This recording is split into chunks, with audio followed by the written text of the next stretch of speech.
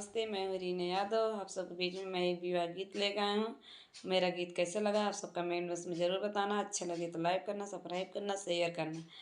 नदिया किनारावा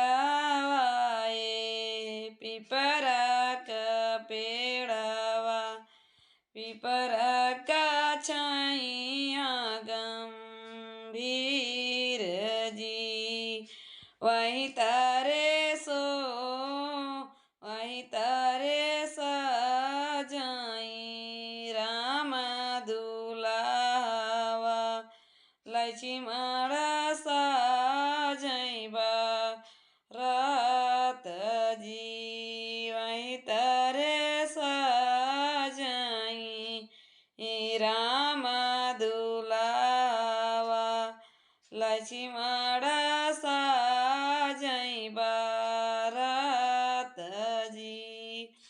बेरिया का बेरिया तो का बरजे लक्ष्मण जिन चला तू बारात जी,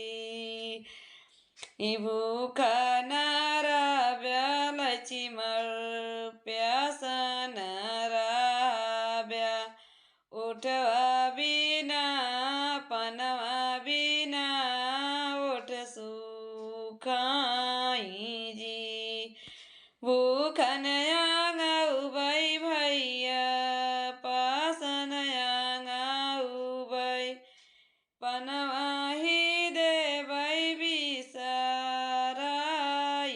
जी, राम राजा जनक जी के द्वारा हम देखबै सीता